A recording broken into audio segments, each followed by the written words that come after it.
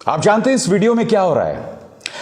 G20 में तमाम जो दुनिया के बड़े बड़े नेता हैं, जिनमें प्रधानमंत्री नरेंद्र मोदी भी शामिल हैं, वो एक जगह पर बैठकर डिनर कर रहे हैं।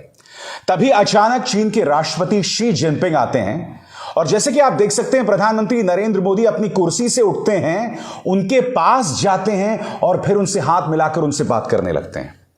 मैं आपसे एक सवाल पूछना चाहता हूं। कल्पना कीजिए इसी तरह की तस्वीर तब उभर कर आती जब मनमोहन सिंह देश के प्रधानमंत्री थे।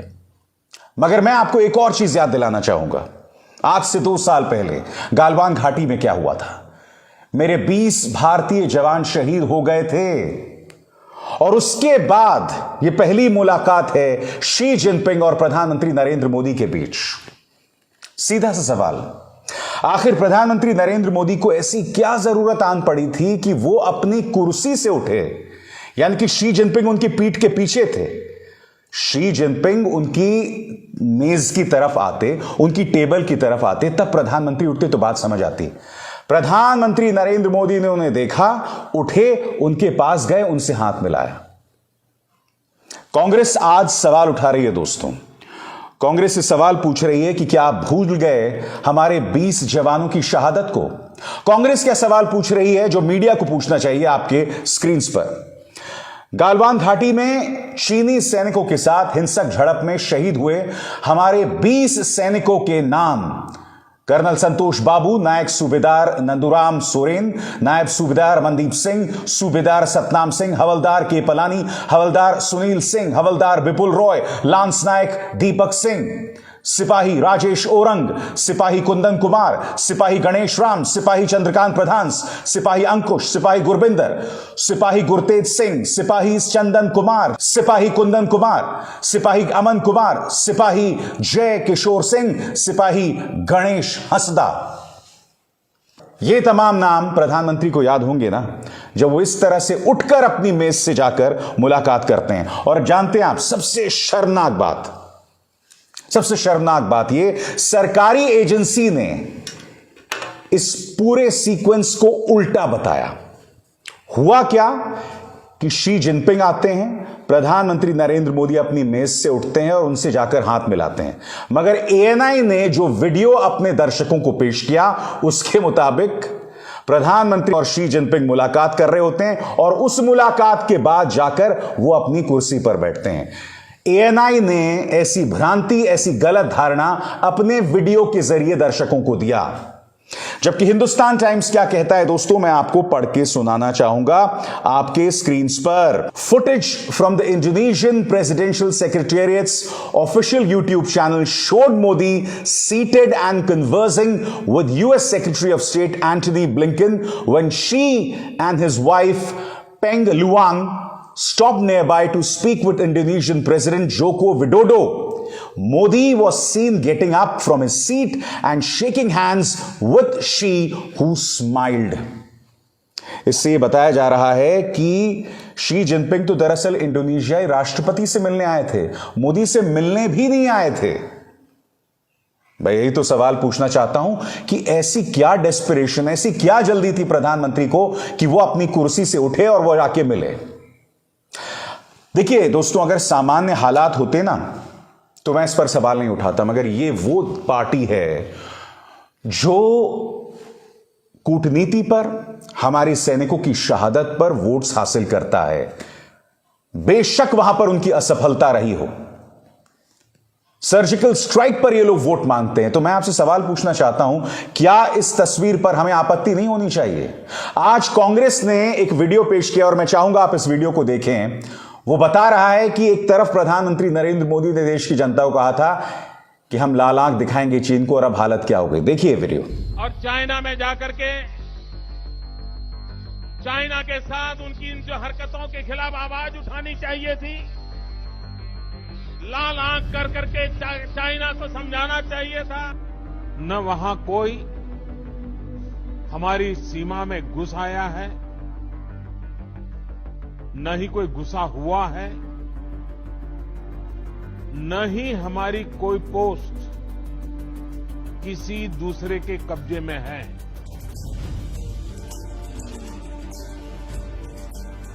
देखा आपने? और सबसे शॉकिंग बात यह है दोस्तों कि मीडिया जो है इस पर सवाल करने के बजाय उल्टा तालियां पीट रहा है। मसलन ये मोहतरमा, भारत बोलेगा चीन सुनेगा।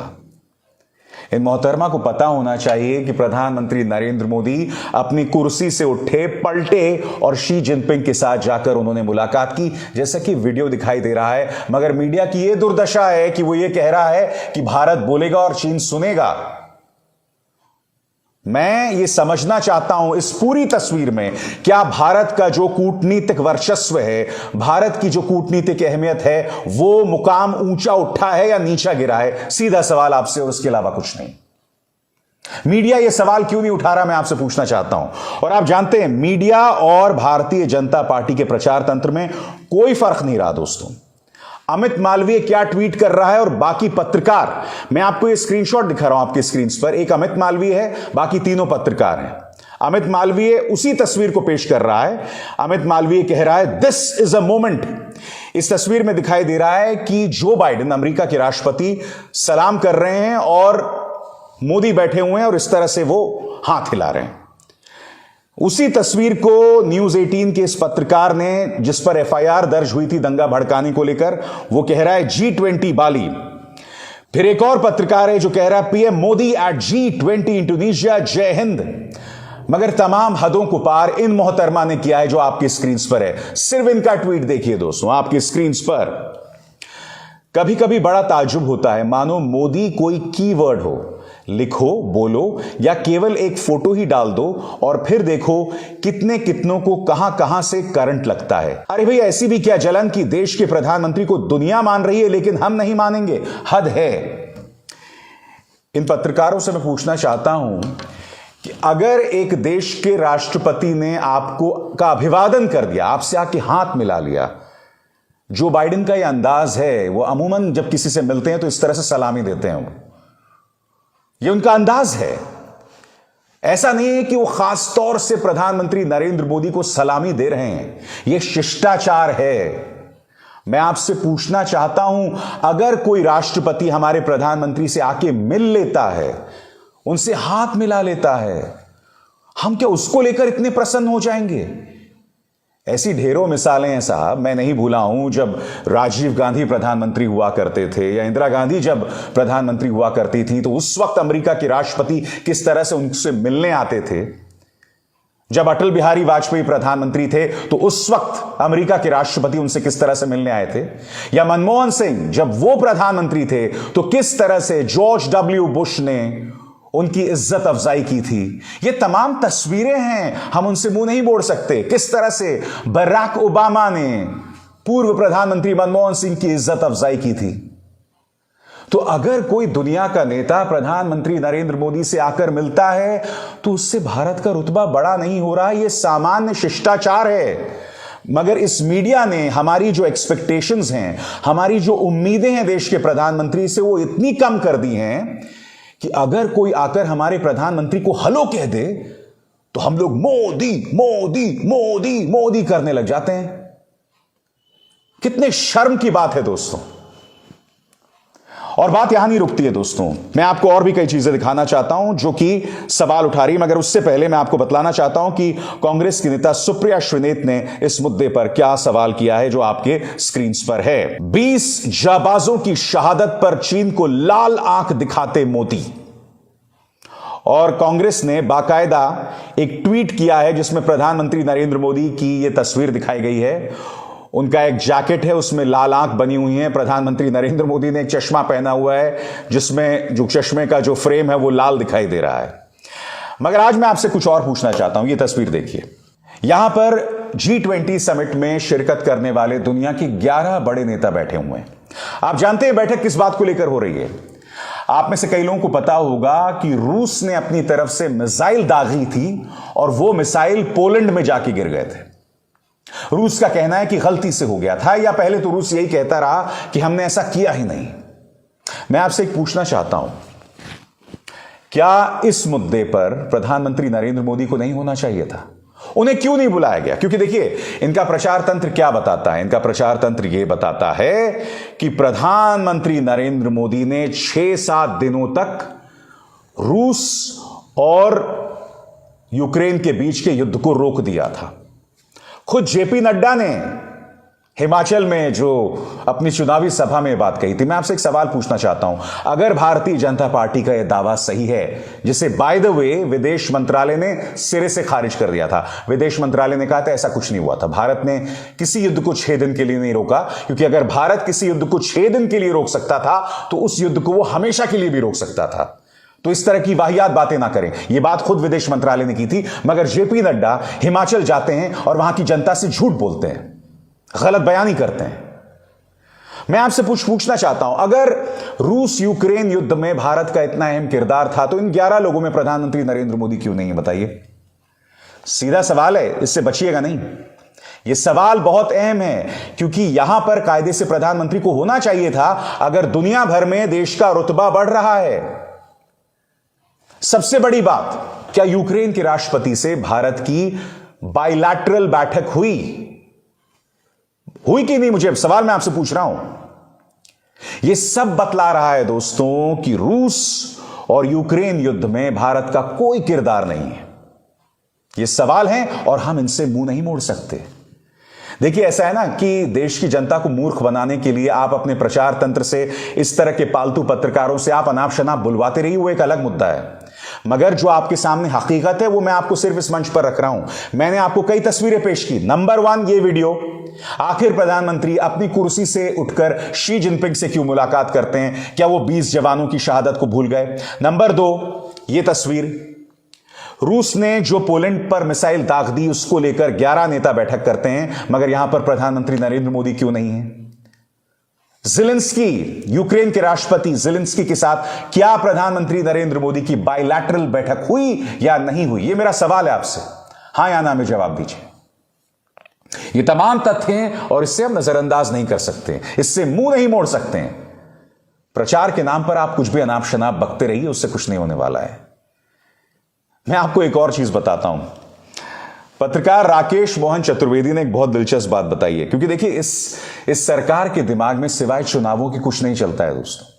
आप जानते हैं G20 बैठक में भारत ने जो तमाम दुनिया के बड़े नेताओं को तोहफे दिए हैं, उन तमाम तोहफों की पृष्ठभूमि या तो हिमाचल है या गुजरात है, और आप जानते हैं हिमाचल और गुजरात में चुनाव हो रहे हैं।